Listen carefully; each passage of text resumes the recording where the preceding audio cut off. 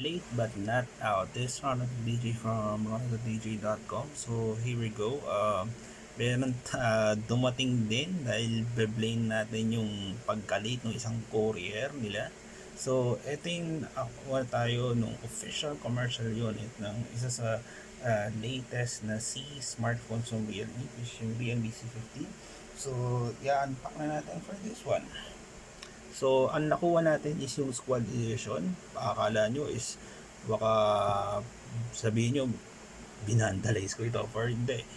Isa to sa ito yung grand winner nung pa-contest nyo sa yung mga uh, graffiti style or basta may art contest na nilabas ang Realme Philippines.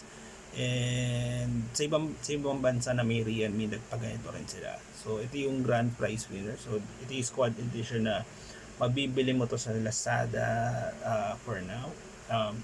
Ang nakuha nating review unit is yung tatakpan na natin yung 3 GB RAM 64 gigs na configuration and 6000 mAh battery, 13 megapixel AI quad camera, 6.5 inch mini drop fold display and 18 watt charging support. Then ito, buksan na natin ang this one. Yeah. Sa wakas, dumating din. So, ito yung phone itself. Ang nakuha natin is yung Seagull Silver. So, ito yung itsura niya. So, silver talaga siya. And, meron siyang mga pa-triangle na pattern on this one. Parang sort of a diamond. And, first, since hindi tayo nakapag-unpack ng C11, C12, ito yung first time na makikita natin yung squarish na camera grill. I think for sure, with the numbering, for sure, mas better ito kumpara sa C11 and C12. So, paniniwala ko na naman. And, while booting it up, yan. So, binubutak lang natin. So, wala kayo makikita sa top portion ng device. Then, sa left is yung micro SD and dual nano SIM. Siyempre, ito yung fingerprint reader. Then, sa bottom is yung micro USB, pinhole microphone, speaker, and 3.5 audio jack. Basic to. Since ito is C series, wala itong earphones. Was expected on this one. So, I think, na-misplace tingnan natin on this one. Tingnan natin. Yan. So, nandito sa loob ito yung SIM ejector tool.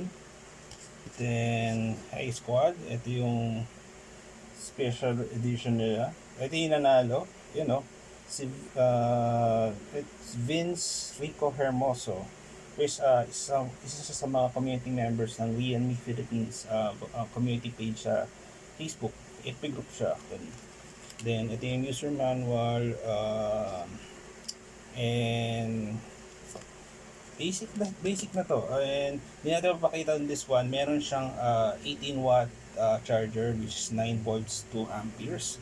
And pero kumpara mo sa number series, since natin na dito sa portion na to is hindi siya micro or hindi siya type C, pero natin may mga ganong bilang mga device naman na kahit na 9 volts 2 amperes na charger on micro USBs, wala namang problema on this one. So ito yung itsura niya. So this is a teaser on this one, and may built-in screen protector in this one. And syempre, ang sa paborito naming feature sa Realme is mayroon siyang dark mode. Yan. So, taas pa natin para makita nyo mas maigi. Iyan ang itsura. Ayos naman so far. So, currently, Realme C15 is available at 6,990 pesos. Then, post namin soon sa description or sa comment section yung review nito. Realme C15, makikita nyo sa ronaldodj.com. And please like and subscribe on this video or in this channel. And please follow and like our social media accounts kasi gustong gusto ko na magpa-raffle ng items. Pero syempre kailangan mas gaganaan ako kung may target, mas marami akong followers and subscribers sa social media and sa YouTube channel na to. So that's it for now. This one, DJ.